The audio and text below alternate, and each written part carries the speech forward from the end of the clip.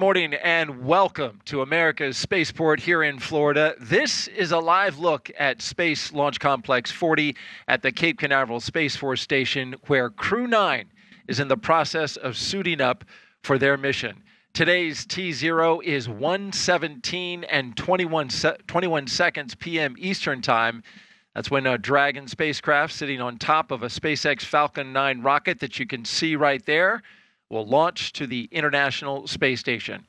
Crew-9 is a continuation of regular crewed flights from U.S. soil to station as part of NASA's Commercial Crew Program. What a beautiful shot outside as we circle Launch Complex 40. I'm NASA's Daryl Nail, and this is the official launch broadcast of Crew-9. With me to help commentate to what's happening this morning is our special guest, NASA astronaut Zena Cardman. Zena, so good to have you here with us for what is hopefully going to be a great launch today. Thank you, Daryl. Good morning, and good morning, everyone tuning in with us. I'm so grateful to be here. And we are very grateful to have you here as you look at the launch pad now. Such a great shot by our flight operations team here at Kennedy. The mission today is a new configuration for NASA's Commercial Crew Program as we go back into the suit-up room. We are flying one commander and one mission specialist, a crew of 2 instead of a crew of 4 as originally planned. Now, the reason is to use those 2 empty seats to return astronauts Butch Wilmore and Suni Williams. They flew up to the ISS in June, but remained on the International Space Station to prioritize their safe return. Meanwhile, their Starliner spacecraft, which had technical issues during a test flight, returned to Earth uncrewed earlier this month and returned successfully. Today, the crew's ride to space is the Dragon Freedom spacecraft, its 4th flight to space. As we look inside the suit-up room at the operations and checkout facility here at the Kennedy Space Center, we see both the astronaut and the cosmonaut sitting in their seats inside the suit-up facility. They've got their suits on, and now, Zena, of course, it's time to check them out. That's right, Daryl. This is the first time that the crew have gotten in their suits on launch day. Of course, this is not the first time they've been in their suits. We spend a lot of time training and practicing in these suits so that we are ready to go on launch day. But this is the first of multiple checkouts of the suits that will actually take them to the International Space Station. It's great to see. You can tell they're a little puffed up. When the helmet goes above the chin and the mouth area, you know that they're being pressurized, right? That's exactly right. Yeah, we're doing leak checks in these seats, and so it's great to see Nick Hague and Aleksandr Gorbunov here in suits that are looking good. When they pressurize, they get a little bit stiffer. They're actually about the same pressure as a volleyball. Oh, interesting. I Fun didn't know fact, that. yeah. That's a nice little factoid. Yeah. All right, as you look here at Commander Nick Hague, U.S. Space Force Colonel Nick Hague is your Crew-9 commander. He was selected by NASA as an astronaut in 2013.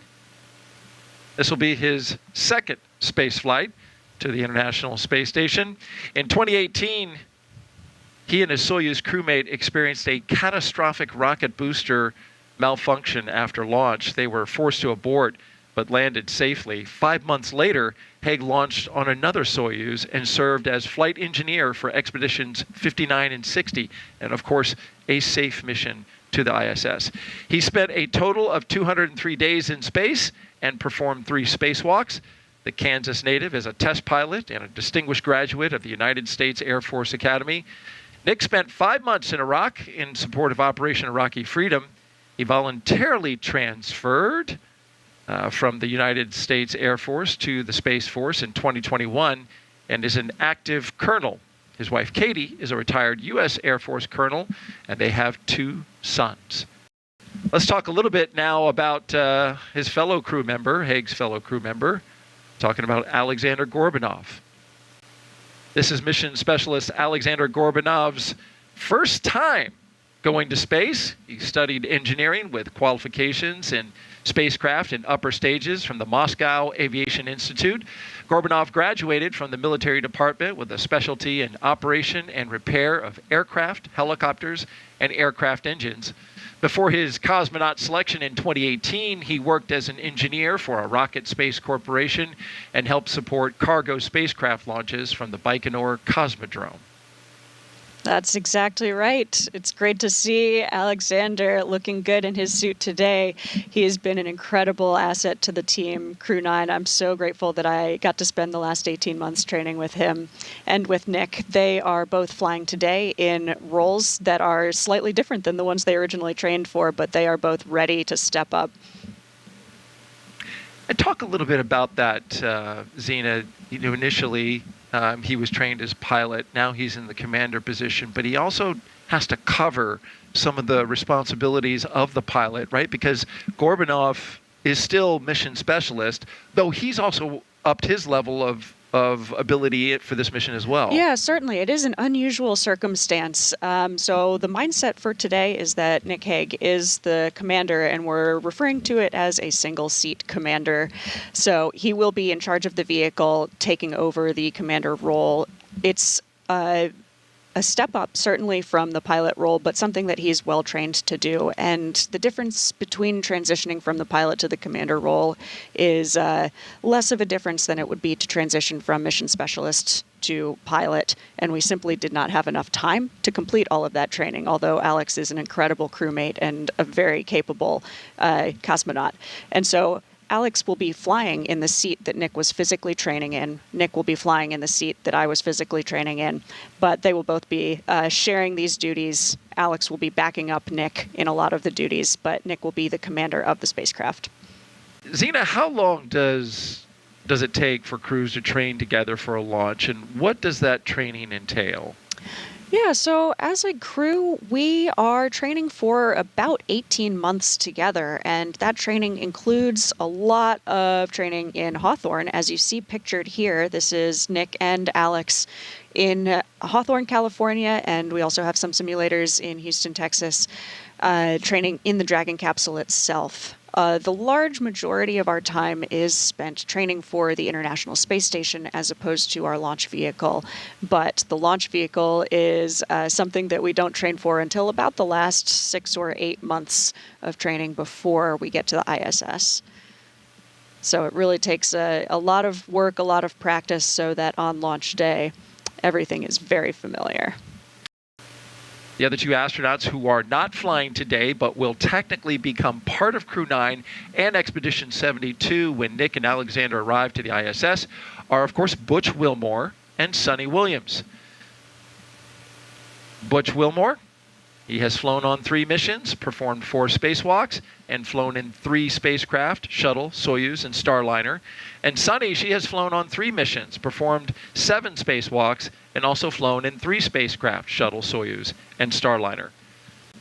And so this is a tradition here. There's Shannon Walker with the 2 crew members laying out the rules to a card game. This is a tradition that happens before the crew can leave the suit-up room. Someone plays the crew. This someone is the case. It's Shannon Walker, the deputy astronaut chief. She'll play the commander and crew member, and they will play until the commander loses. That way, the team gets their bad luck out of the way and can now move on with nothing but good luck through launch. That's exactly right. I think spaceflight in general is full of traditions, especially on launch day. This is one of them that is just a really fun part of it. It's also a great thing to do. We have a lot of buffer built into that suit-up timeline, and so I absolutely love that we get to do this tradition, get to take part in this tradition. The rules change a little bit, and so the chief or the deputy chief might make up something special specific to that crew. So you can imagine maybe the number 9 is going to feature heavily today or something like that. So the rules change a little bit every time. But yes, you're exactly right. The tradition is that we must play until the commander loses. So we'll see what happens. And yeah, it's great to see they're playing with a card deck that I actually made for them. Oh, you did? That's right. Tell me about that. It's, well, I guess my last name is Cardman, and so it's, trying to live up to the name. But this is something that I've done now for crews that I work closely with. So I've worked closely in the past with Crew 4, Crew 5, now Crew 9. And it's a really fun way to send them off on their launch day. And it's been really neat to draw the crew members as the face cards, actually. So I've got... Oh, that's cool. Nick Hague as the king for each suit, and Aleksandr Gorbunov is the jack of each suit. Any reason that you chose for those particular? Well, that just happened to... Just work out that way. Yeah, I followed my instinct there. For Crew 5, it was fun because they had Anna, Koichi, Josh, and then I made so Nicole King, Jack, the queen. Yeah, that's right. So their initials kind of lined up nicely with the face cards. So do you happen to know, it looks like they're getting ready to start the game. Do you know what game they're going to play? I don't know exactly the rules of today's game. Well, only Shannon Walker knows does. right now, Yeah. and perhaps, hopefully, Nick and Alex as they're about to start playing. She's been laying out the rules. Yeah, it's fun to see them laughing with each other. Yeah. Must have been pretty funny. Yeah, this is something to me that just is really the human side of spaceflight. It's nice to see some familiar faces in the background there. Some of the black SpaceX suits. Number 34 is Haley Esparza. She's the manager for all astronaut operations at SpaceX. And fun fact, she's been with every single crew to fly a Dragon since Bob and Doug. Oh, how about that? Some great consistency there. That's right, yeah. I'm taking from the body language that Hague may have lost right out of the gate. Great, we're good to go. Got a good feeling for today. So that didn't fill a lot of time, but hey, but you hey, got the good result omens. that you We'll wanted, take right? it. That's Yeah. right. There you go. Here we see the crew coming down the hallway. Oh my goodness. Here they come. Crew 9 leaving the suit-up room and now on the move inside astronaut crew quarters. This is a big moment, and there's so many people who have supported them in quarantine who are lined up in these hallways, wishing them well on their journey. You can see them waving goodbye as they get in these elevators. Yep. Aleksandr Gorbunov on the right, Nick Hague on the left, stepping into the elevator with Shannon Walker. That's right, and that poster that you see lining the walls of the elevator are signed by so many of the people who have supported this mission here at KSC. It's really humbling to see those posters as you step into those elevators. A very nice touch and a thumbs up as the elevator doors close. Now they're headed down to the first floor, and as they do so, since we're talking pre-launch traditions, and we had a few of them, here's another one. Both Nick and Aleksandr signing their mission patch inside crew quarters. The patch shows, of course, the trail of a rocket launching, and you can see a Falcon 9 in there with the number 9 on its beak, along with a crescent moon as its eye. That's a nod to the Falcon 9 rocket in the patch. And we'll have much more on this mission patch with a deeper dive into the design coming up later in the broadcast, which, Zena, your team, when it was your team, all contributed to the design of this patch. That's right, yes. So this is a patch that I have so much affinity for, and I love the design. Nick and Alex will represent it well today. There they are.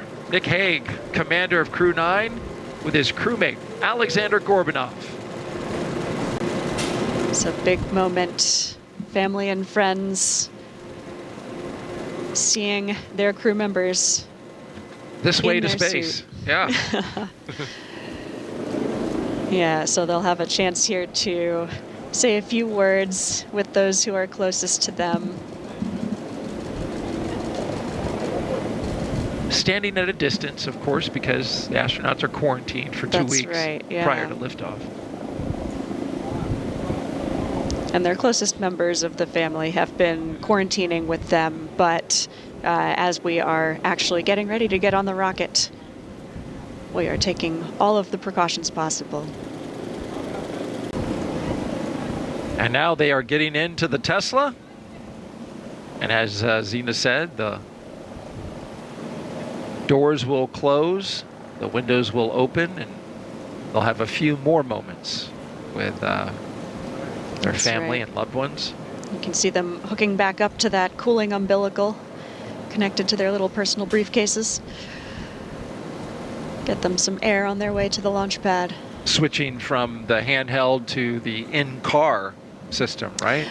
The handheld system is actually in the back behind their seats. So it's all part of it. Okay. Yeah, but they ditch the little cooling suitcase as they walk out, just less to carry. Gotcha. And they are off on their way to Space Launch Complex 40 at Cape Canaveral Space Force Station. You can see the crew driving away from the Neil A. Armstrong Operations and Checkout Building, and this will begin a roughly 20-minute drive with a full security escort across NASA's Kennedy Space Center, including the Vehicle Assembly Building. And there they are, the onboard camera. T-minus 3 hours and 9 minutes, and there you see the access road as we're going towards Launch Complex 40. But this is a wider shot of Slick 40. It's a beautiful shot.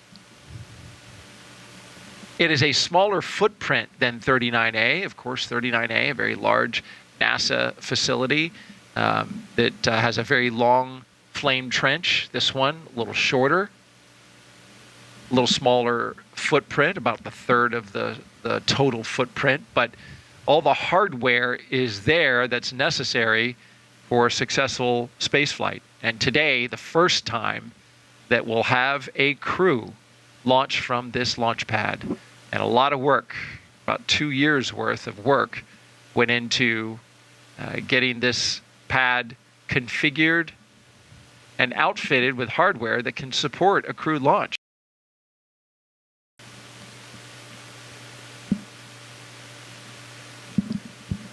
You can see them doing the quintessential SpaceX flight suit lean back. There it is. The suit is designed to be most comfortable when you're in the seated position, so that Not staring up at a 200-foot exactly, tall rocket. yes, This not is core not exactly on ergonomic countdown. for these 3 hours. Crew have operations, arrived but at the pad on time. I can't imagine standing at the foot of your own rocket and not stopping to take a look at it. Isn't that something? What a view that we just saw there as they No were kidding. craning backwards. We call it the rocket recline. The rocket recline, I love that. And Should into be the a dance elevator move. they go.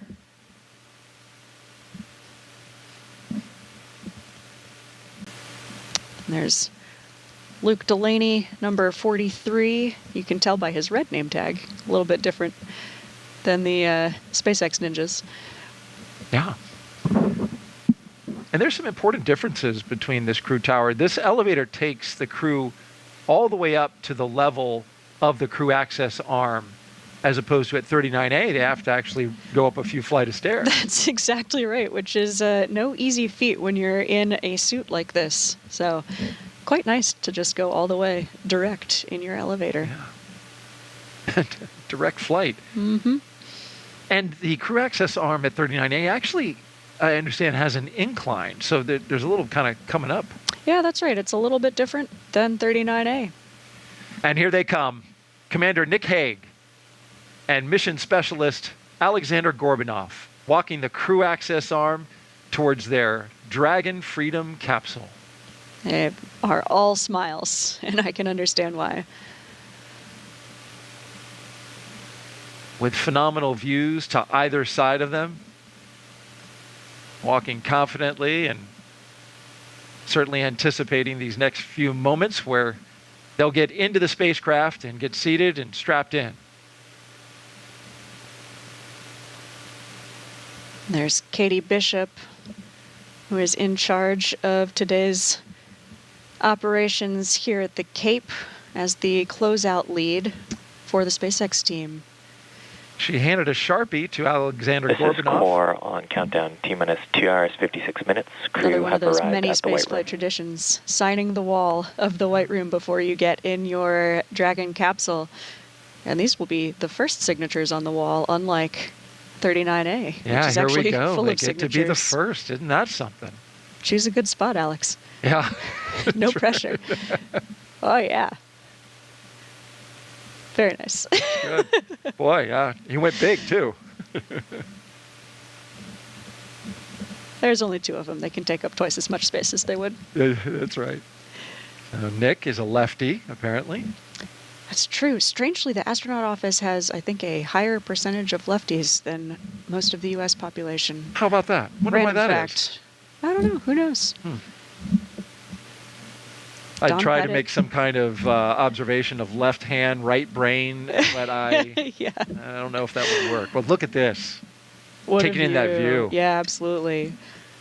I love nighttime launches. Looks really spectacular as the rocket lifts off, but getting to see this view, taking in some final scenes of my favorite planet before getting in your rocket. That's a great point. You walk down that crew access arm at night and it's just black, but during a day launch like we have today, I get beautiful vistas the entire way. Absolutely.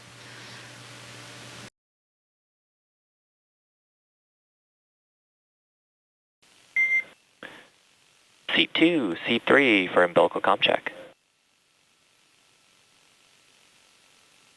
Seat 2's got you loud and clear. We got the loud and clear. Core has you loud and clear. Umbilical comm checks are complete. Report when you are ready for seat rotation.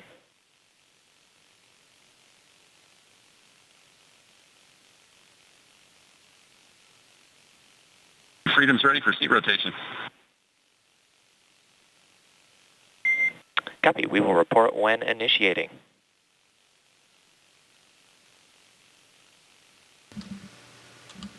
Starting off with some comm checks there, which is a routine part of this procedure.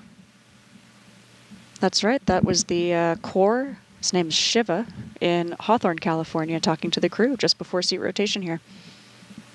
Well, Shiva is a former SpaceX broadcaster. Yes, Dragon, we yes. are initiating seat rotation. A good communicator. Yeah, good to hear his Ready. voice.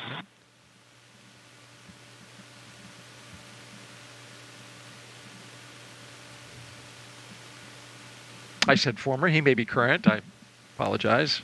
But he has done launch broadcasts, so I recognize his voice. Absolutely. And this is someone that Nick and Alex have had the chance to do simulations with in Hawthorne before. So it's nice to have a familiar person on the team. And there they go, articulating the seats into launch position.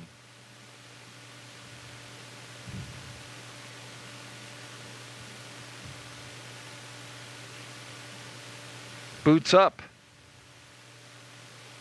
And now this gives them a vantage point to work those heads-up displays a lot better. Yeah, that's right. With the seats in the reclined position, it's a lot easier to see and access those displays. Freedom, seats are in the launch position. Copies. And also puts them in a much better configuration for the G-forces that they will feel on launch.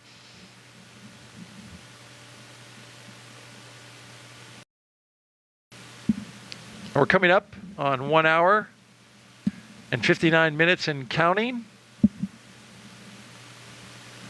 Definitely see some clouds rolling through on the left-hand side there, but it's definitely worth giving it a try, just in case we get that Dragon launch. SpaceX for post-ingress briefing.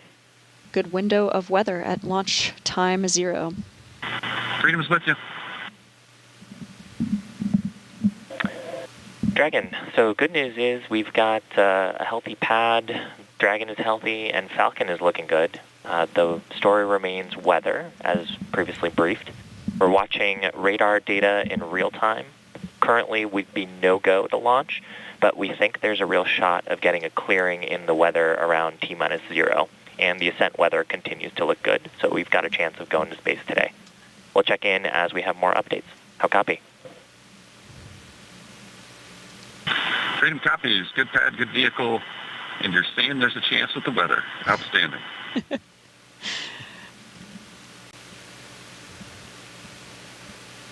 So they just got their crew brief from SpaceX, and mostly good, except for the weather. But as Nick Hague just pointed to the positive side of things, So you're sounds like saying there's a chance. That's right, exactly. That's right. Well, from that left-hand side, you can certainly see it. It's a small storm with rain on the left part of the screen, and a little more of a clearing area on the right hand. That is exactly how it is on radar. Yep, we've got some patchy weather rolling through, but it sounds like the vehicle itself is in great shape. That launch countdown going really smoothly. Hatch closure right on time with a good leak check. The suits are in a good configuration. Crew members are doing well. So we'll just keep hoping for a good weather window just under 2 hours from now. And of course, we'll have a big decision point before we start to put fuel on board the rocket, because that's something that's harder to back away from once we start that process. So we really want to commit thinking that there is a very good positive shot of launching today before we start fueling the rocket. And SpaceX Freedom, Section 5, 5.4, we're go for launch. SpaceX copies. Crew are ready for launch.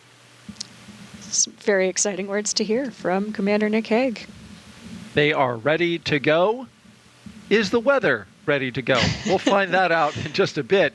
They're going to make that decision, as you mentioned, about the weather before they start fueling the rocket, because once they do that, that locks it in at T-minus 35 minutes, and we're tanking the rocket at that point, and it's a pretty strong commitment at that point. As you can see on your screen, the radar is showing a storm that just moved offshore. That dumped some rain around the area, certainly on the launch pad. It didn't cause any harm. There were no problems with that. We can handle some rain on the rocket and on the launch pad. But what is more concerning is the stuff behind it. And from the satellite view, you can see that there is a plume of moisture that's developing in the southeastern part of the state of Florida and is moving its way upwards towards the northeast, directing over top of us. The idea, though, is, and what launch managers are hoping for, and certainly what the crew is hoping for, is that in between the rain, the lightning, and those storm cells are some clear patches of sky. All they need is a 10 nautical mile stretch around the launch pad, and they can launch into space. That's what we're hoping for. We got our fingers crossed. Yes, we sure do. But weather or not, the crew themselves are ready. You see what I did there? I did. Good. Dragon, have good news that the most of the concerning weather that we saw from earlier has either cleared the pad or is trending to clear. We are still watching some precipitation, and we are expecting our next cross-check at around the T-minus 45 minute mark. We'll let you know, along with the go-no-go for prop load, what that weather looks like. How copy? Freedom copies. Outstanding news. Thank you. Highly trained and ready to go. T-minus 27 minutes and counting until liftoff. Let's head back out to NASA's Megan Cruz, who's joined now by NASA Administrator Bill Nelson and Deputy Administrator Pam Melroy. I am, and it's so great to have them here at Florida always. You know, Administrator, the weather seems to be improving, so we're hopefully poised to send another 2 astronauts to the International Space Station, where, of course, you know, we've had American astronauts there continuously for over 20 years. Talk to us about how international partnerships really help with American ingenuity in space. Well, first of all, it shows that we are looking beyond our borders, because we need our friends out there in other countries, and they have contributed greatly to this program. So, for example, on the big rocket that's going to go to the moon, it has the European support module from the European Space Agency. On our space station, there were originally about 15 international partners. Mm-hmm. And the number of countries that have used the space station is upwards of plus 40. So it is very much an international space program, and that's why it's called the International Space Station. And actually, I'm going to ask you one more question, since we're talking about how the International Space Station is really a test bed for us as we return back to the moon, go farther to Mars. Let's talk about the Artemis 2 mission. Are there any updates for that as we look forward to sending 4 astronauts to orbit the moon? Well, we are looking forward to the next flight, Artemis 2. The crew has been named. Reed Wiseman is the commander. They're going to do everything in preparation for the third Artemis, which will be the one that will go into lunar orbit, hook up with a SpaceX lander, and we will have then the first woman and the next man will walk on the moon. Yeah, something exciting to look forward to. Now, Deputy Administrator, let's go back and talk about Crew-9 now. So, we're launching with 2 empty seats. That's so NASA astronauts Butch, Wilmore, and Suni Williams can return with Nick and Aleksandr early next year. What have Butch and Suni been able to accomplish on the ISS since they got there in June? Well, the good news is having 2 extra sets of hands means more than 80 hours a week of extra work that can go into critical science, but also maintaining the station. So they have really contributed. Crew time is really precious on orbit. It feels like there's never enough. Yeah. But I would like to highlight a couple of experiments that they have been working on that I think are exciting, both because of how they impact future spaceflight, but also people here on Earth. So the a water management experiment, which is testing different techniques for transporting water to plants. Now, in space, in microgravity, water doesn't flow the same way without gravity to take care of it. But what's interesting is not only will that help us when we go to the moon and we go on to Mars, the ability to grow our own plants, but it also affects hydroponic systems here on Earth. The other experiment that I think is really significant is looking at taking some tissue cultures of the bone marrow that creates platelets, right? Very important in our blood system. And they're going to grow them in cultures. And part of that is to look at blood clotting and how those cells develop and how it might work in space. Right. But it also is going to help us understand blood clots better here in gravity by being able to compare the two. I know, so they are great doing experiments. very significant science. Yeah, it's always so great to have veteran astronauts there as well. Dragon SpaceX. Confirm crew displays are configured for launch. And SpaceX Freedom, we can confirm our displays are configured for launch. I'd also like to take the opportunity to thank the entire team around the world for your hard work and dedication to get us to this point. Alex and I are ready and honored to represent you and everyone back on Earth. A huge thanks to our families and friends for your unwavering support, and to Crew-9, unbreakable. We go together.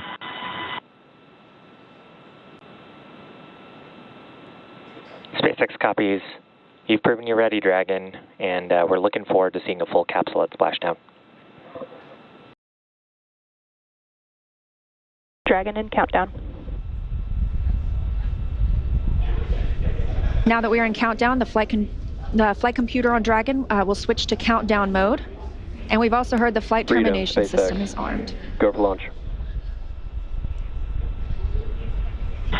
Freedom is go for launch. That's our final go for launch. SpaceX reporting go and the crew reporting go. 30 seconds.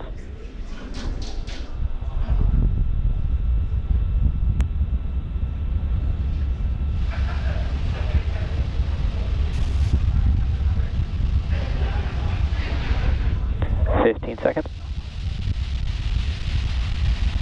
Standing by for the first launch of 10, humans 9, from Space Launch 8, Complex 40. 7, 6, 5, 4, 3, 2, 1. Ignition. Ignition full power. And liftoff of Crew-9. Go SpaceX, go Falcon, go NASA. Liftoff of Crew-9 now soaring to the International Space Station. Stage 1 Alpha. Stage 1 propulsion is nominal. Copy, 1 Alpha.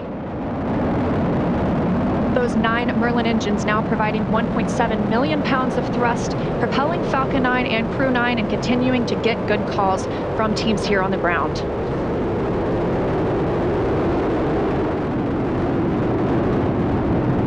Of course, these incredible views mean we are just a little bit past 30 minutes or 30 seconds into our 9th rotational crew mission. Power range telemetry nominal. On board Dragon and Falcon 9 with good callouts from mission control that everything is looking good. With that, stage 1 is throttling down to pass through max Q, which is the period of maximum dynamic pressure on Falcon 9 during ascent. Max Q. Confirmation of max Q. vehicle is supersonic. And that Falcon 9 is now traveling faster than the speed of sound. Stage 1 throttle up.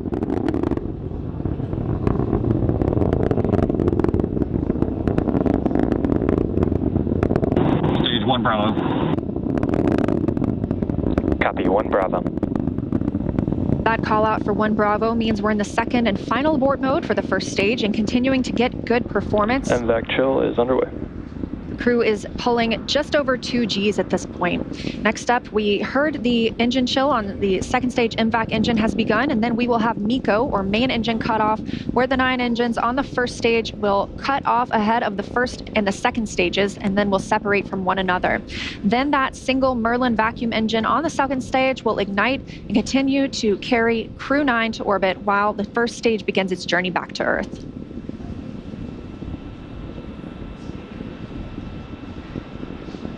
Two minutes in, and the crew is now traveling over 2,600 miles per hour.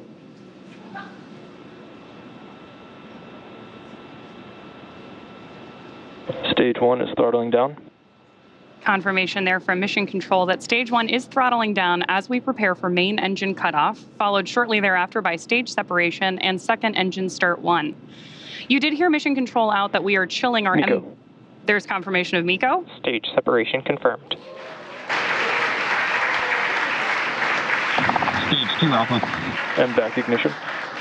Copy, 2 Alpha. With that, we have had confirmation of MECO, stage SEP, and the ignition of our MVAC engine on board stage 2. Our next major milestone is going to be the beginning of stage 1 boost back burn, which is expected in just a couple of seconds here.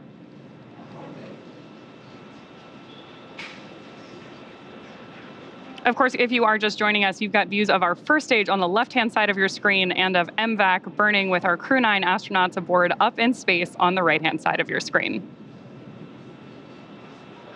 Now we are coming up on 3 minutes and 20 seconds since liftoff today, traveling over 4,000 miles per hour and 76 miles downrange.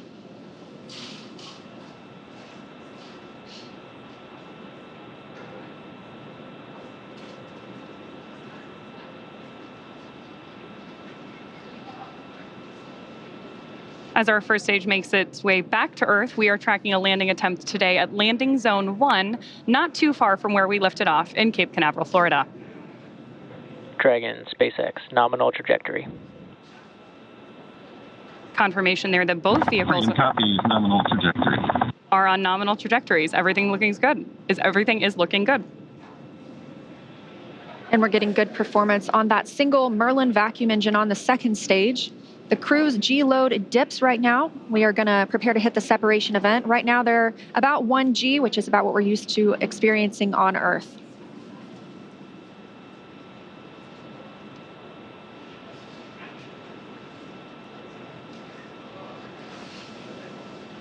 Crew is traveling almost 5,000 miles per hour now and 105 miles in altitude.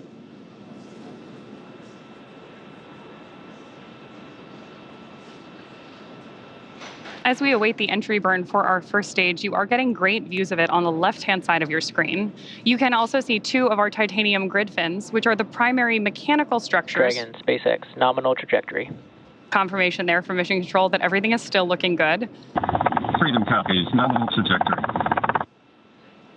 Now, as I mentioned, those grid fins are the primary mechanical structures that we use to steer the booster back toward its landing zone, which today is LZ-1 at Cape Canaveral. Just as kind of a quick point of reference, those grid fins are about 4 by 5 feet, so roughly the size of a coffee table.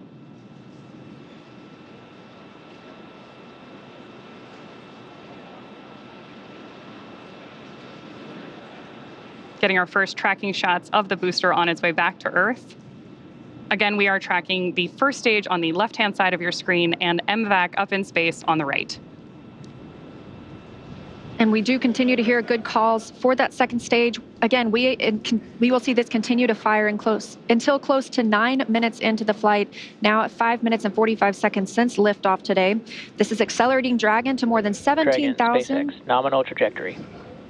More good news. Freedom copies, nominal trajectory. This second stage is bringing Dragon to more than 17,000 miles per hour. That puts our crew in orbit. And the single Merlin vacuum engine can produce over 220,000 pounds of thrust in the vacuum of space. Shannon. That call. Copy. Shannon. That call is for Shannon, Ireland. That would be the abort zone if we were to abort at this point in the flight. However, we are continuing to hear good calls about Dragon's performance. MVAC shutdown. Confirmation of the Merlin vacuum engine shutting down. Dragon, SpaceX, nominal orbit insertion. Good news there from And Freedom copies, nominal orbital insertion. from Mission Control and our crew that we have had nominal Dragon, orbit insertion. SpaceX, launch escape system disarmed. Freedom copies, LES disarmed.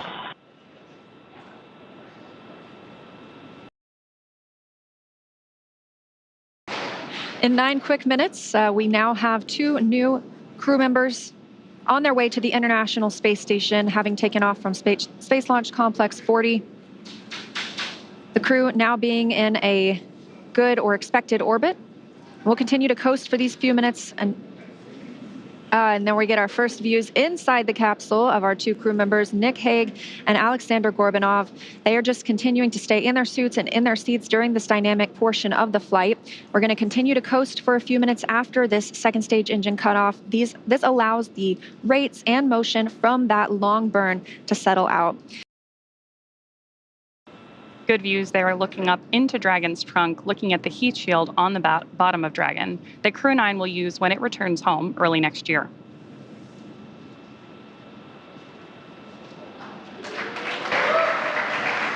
Dragon, SpaceX, Dragon separation confirmed. There, And Freedom copies, good separation. there you heard from Mission Control. Both Dragon, Chief Engineer on countdown 1. Nick, Alex, on behalf of the entire team, we thank you for flying with Falcon 9 today and wish you a great mission. And Freedom, this is Launch Director on countdown. On behalf of the entire SpaceX Launch and Recovery team, I'd like to extend our congratulations to the entire Crew-9 team. Zena, Stephanie, Nick, Alex, Butch, and Suni. It was an honor to be a part of this mission with all of you. I'd also like to give a shout out to the Falcon 9 Crew-9 combo. The best bundle in the league, baby. Godspeed, Crew-9.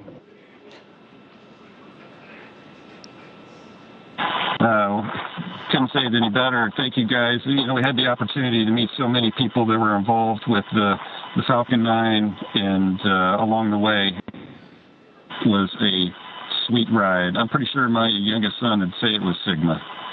Alex has got a few words to add as well. All the agencies that made this launch possible. Roscosmos, NASA, Big SpaceX.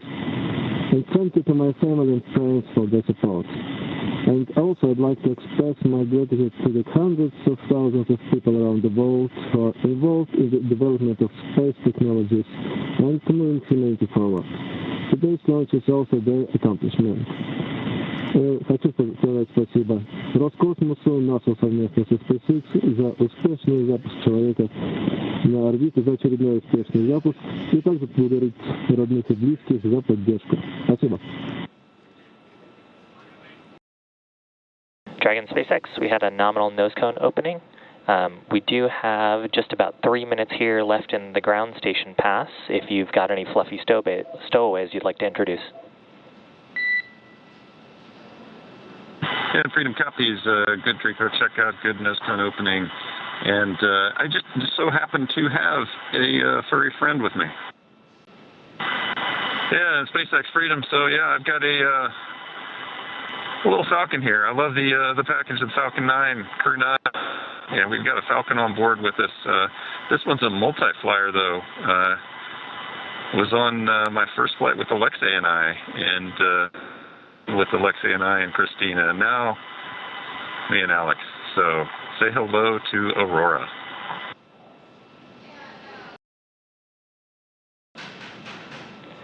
And we see your Dragon. Actually, a good view right now because we're looking at the display cam.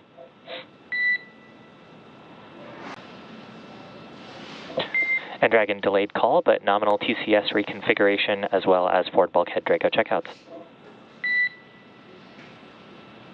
And Freedom copies, good TCS, good Draco checkouts.